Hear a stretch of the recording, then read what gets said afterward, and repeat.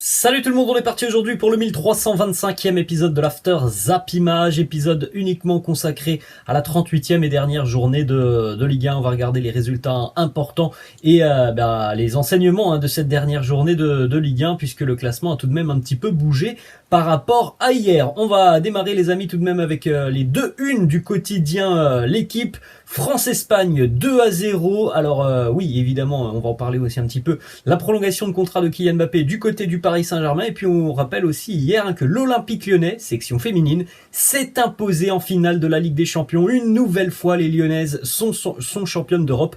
Victoire pour les Lyonnaises, 3-1 face au FC Barcelone. Et puis l'autre une du quotidien L'équipe, c'est un miracle pour l'Olympique de Marseille. On va en parler dans quelques instants. Scène de joie et d'ivresse hier du côté du Vélodrome, mais aussi à Marseille après le match. Ça a été bouillant pour le peuple phocéen. L'Olympique Lyonnais, donc on l'a dit, reine d'Europe, les Lyonnaises qui s'imposent 3-1 hier face au FC Barcelone, qui était pourtant le grandissime favori de cette finale. Il me semble que j'avais regardé les cotes de cette rencontre hier. Il me semble que les Lyonnaises étaient cotées à 6 face au Barça. Le Barça cette année, section féminine, c'est 40 matchs, 40 victoires. Donc ça peut-être expliquer aussi un peu la cote des Lyonnaises. Mais l'expérience des Lyonnaises en Coupe d'Europe a de nouveau parlé hier. Victoire 3-1 pour l'Olympique Lyonnais. Amandine Henry et Ada Hegerberg et Macario qui ont marqué côté lyonnaise. D'ailleurs, l'OL menait 3-0 au bout d'une demi-heure dans cette rencontre. On continue les amis avec l'ouverture longue de cette page Ligue 1 et de cette 38e journée de Ligue 1. Regardez un petit peu les résultats de la veille avec, comme d'habitude et traditionnellement lors d'une dernière journée de championnat, énormément de buts hier. Angers s'impose 2-0 face à Montpellier. Brest battu à domicile 4-2 par Bordeaux. Clermont battu à domicile par Lyon 2-1. Lens Monaco 2-2. Lille Rennes 2-2. Lorient 3 1-2. Marseille s'impose largement face à Strasbourg 4-0. Nantes Saint-Etienne 1-1. Le PSG écrase Metz 5-0. Et la victoire de Nice 3-2 du côté de Reims. On va démarrer les amis avec donc le classement de Ligue 1, donc à l'issue de cette 38e journée. Le championnat est donc terminé. Le Paris Saint-Germain termine donc évidemment en tête et champion de France. 86 points pour le PSG. Deuxième place pour l'Olympique de Marseille, 71 points. L'OM est donc officiellement qualifié en Ligue des Champions en phase de groupe. C'est ça qui est tout de même important. Monaco 3e devra passer par les barrages. 4e Rennes en Europa League.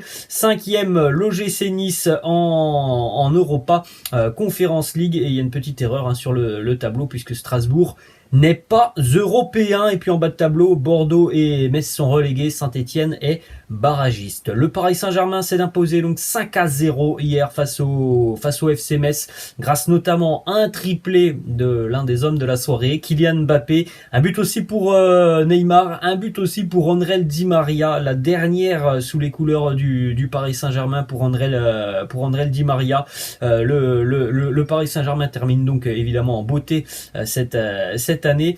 Pour Kylian Mbappé, c'est un nouveau record qui a été battu hier, puisqu'il est devenu le premier joueur à finir et meilleur buteur et meilleur passeur sur une seule et même saison de Ligue 1. Ça n'était jamais arrivé dans l'histoire du championnat depuis que ces deux récompenses sont décernées. Donc depuis 2007-2008, jamais un joueur n'avait terminé meilleur buteur et meilleur passeur. Kylian termine cette saison avec 28 buts et 17 passes décisives. Petite stat aussi pour Neymar hier.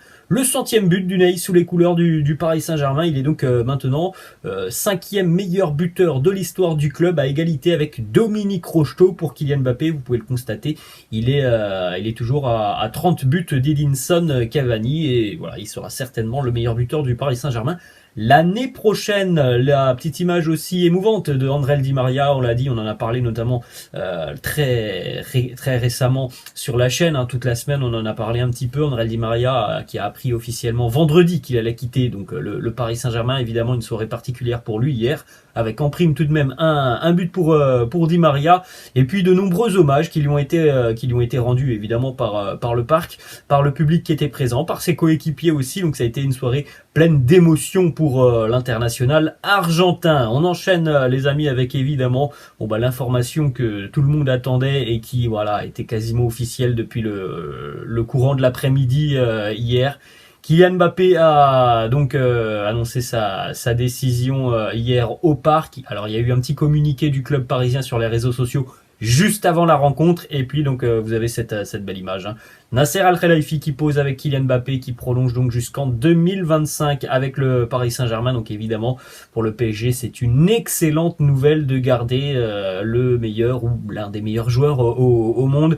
Kylian qui nous dit: je suis très content de continuer l'aventure, de rester ici en France, à Paris, ma ville. J'ai toujours dit que c'était ma maison. Voilà les mots de Kylian Mbappé.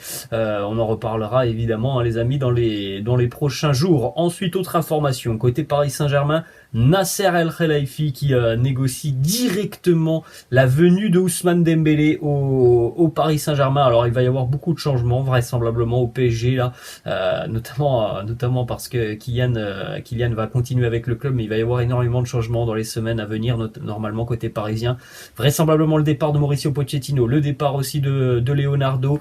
Donc il va y avoir vraiment un remaniement dans l'effectif, mais aussi dans le staff parisien. En tout cas, Nasser négocie en personne l'arrivée d'Ousmane Dembélé. En ce qui concerne le FC Metz, eh bien pour les Grenats, la marche était trop haute hier au Parc des Princes, hein, les Grenats qui devaient faire un résultat pour valider leur place de barragiste, puisqu'avant cette 38e journée, Metz était toujours 18e. Eh bien ça n'a pas été possible, hein, pour les Grenats qui ont été largement dominés, une trentaine de tirs, hein, hier pour le PSG. Metz est directement relégué en Ligue 2, c'est la 10e fois que le club descend en seconde division, et Metz égale le triste record de Strasbourg, hein, qui est aussi le club qui a le plus connu la relégation. Ensuite on enchaîne, les amis, du côté de Lens. Hier les hommes de Francaise ont de nouveau sorti une très très belle prestation face à Monaco, score final 2-2. Frankowski qui ouvre le score, Badiachil qui égalise, Ben Yedder qui donne l'avantage à Monaco à la 62e minute.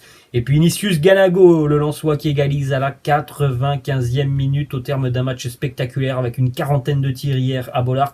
Plus de 25 tirs pour le Racing Club de Lens. Et ce but à la 95e d'Vinicius Ganago, et bien malheureusement pour l'AS Monaco, il les envoie en barrage de la Ligue des Champions, puisque jusqu'à la 94e, l'ASM était directement qualifiée pour la Ligue des Champions. Il faudra passer par les barrages. Encore une fois, hier, Félix Bollaert a fait le plein. Le public a répondu présent pour une nouvelle saison plus que réussie des Lensois. Il n'y aura pas la petite cerise sur le gâteau avec la Coupe d'Europe. C'est comme l'année dernière, Lens échoue au pied, hein, de la Coupe d'Europe, mais encore une très très belle saison, hein, pour les hommes de Francaise. Ça fait 2 ans que le Racing Club de Lens nous régale en Ligue 1. Lens qui totalise 62 points en Ligue 1 en 2021-2022. C'est, me semble-t-il, le record pour le Racing depuis une vingtaine d'années. Monaco qui termine tout de même sur le podium de la Ligue 1 pour la 29e fois de son histoire. C'est un record dans l'histoire de la compétition. Alors les Monégasques peuvent tout de même être un petit peu frustrés, parce qu'à une minute près, voilà, ils étaient qualifiés directement pour la Ligue des Champions. C'est Marseille qui va retrouver donc la Ligue des Champions l'année prochaine, et les phases de groupe directement sans passer par les barrages. L'OM s'impose 4-0 hier face à Strasbourg. Le premier but de Gerson est magnifique. Et puis en seconde mi-temps, Under, le doublé pour Gerson et un but de Bakambu dans le temps additionnel. Victoire nette et sans bavure des Phocéens, qui n'ont fait qu'une bouchée du Racing Club de Strasbourg. L'OM donc directement qualifié en Ligue des Champions grâce au but d'Ignatius Ganago à la 95e minute. Regardez cette petite image, ça c'est voilà, au coup de sifflet final à Marseille, c'est Matteo Guendouzi qui court en direction de Roré Sampaoli, qui vient le prendre dans ses bras, puisque Roré Sampaoli, il y a des petites images qui circulent, hein, sur les réseaux sociaux. Il n'avait pas compris au début que Lens avait égalisé face à Monaco, et que donc l'OM était officiellement deuxième. Et lorsque l'on a vu Roré Sampaoli à comprendre, hein, que le Racing Club de Lens avait égalisé, évidemment que son visage a totalement changé, et que la joie s'est emparée de l'entraîneur marseillais, qui nous dit justement le but de Lens. J'ai vu Camara qui faisait la fête. C'était des images assez sympas hier dans un vélodrome. chaud bouillant. En ce qui concerne Lille, l'ex-champion de France recevait hier le Stade Rennais. Les Rennais qui avaient encore l'opportunité d'aller chercher la Ligue des Champions. Pour les Rennais, ce sera un match nul de partout hier à Lille. Donc Rennes a terminé la saison cette année en affichant son plus haut total de points, 66 points. Le plus haut total de victoires aussi, 20 points pour le Stade Rennais. Et puis le plus haut total de buts, 82 pour les Bretons qui joueront donc l'Europa League l'année prochaine. Du côté d'Auguste Delaune, Reims recevait Nice hier. Les Niçois qui eux aussi étaient encore engagés dans la course à l'Europe. Et Nice a vécu une nouvelle soirée renversante. Alors c'est arrivé régulièrement cette saison. Les Niçois étaient menés 2-0 par Reims hier en seconde mi-temps avant le triplé d'Andy Delors en l'espace de 7 minutes. Andy Delors qualifie donc l'OGC Nice pour l'Europa Conference League. 7 minutes hier pour le triplé d'Andy Delors, qui termine d'ailleurs la saison avec 18 réalisations côté niçois. C'est évidemment un record pour lui, 16 avec l'OGC Nice, 2 avec Montpellier. En ce qui concerne donc les Aiglons, ils terminent dans le top 5 de la Ligue 1 pour la 4e fois lors de leurs 7 dernières saisons. Nice évidemment a progressé tout de même depuis quelques années. On va terminer les amis avec les informations qui concernent le bas de tableau. Match nul hier à la Beaujoire entre Nantes et Saint-Etienne, un partout avec Ludovic Blas sur penalty. L'égalisation de Romain Amouma à la 80e, un but importantissime pour Romain Amouma et les Verts, puisque les Verts auront une nouvelle opportunité tout simplement d'aller chercher leur maintien. Ça sera donc cette semaine, jeudi 29 mai, match aller à Auxerre à 19h, et puis dimanche à Saint-Etienne, à Geoffroy Guichard, le match retour entre l'AGIA, qui est très en forme en Ligue 2, et Saint-Etienne qui se sauve un petit peu miraculeusement hier du côté de Nantes, en tout cas qui arrache son barrage miraculeusement. Du côté du FC Nantes, on termine avec 55 points cette saison en Ligue 1, plus haut total pour les Canaries depuis 2003-2004, et on rappelle aussi le titre en Coupe de France, donc une saison plus que réussie pour les Canaries qui retrouveront l'Europa League l'année prochaine. Et on termine donc cette vidéo les amis avec la descente officielle pour Bordeaux et Metz en Ligue 2, malgré la belle victoire des Bordelais hier. Ils étaient déjà quasiment condamnés. Voilà les amis, la fin de cet After Zappimage. J'espère que ça vous a plu. N'hésitez pas, comme d'habitude, à lâcher un petit pouce bleu. N'hésitez pas non plus à vous abonner à la chaîne. Je vous laisse, je vous dis à la prochaine. Ciao.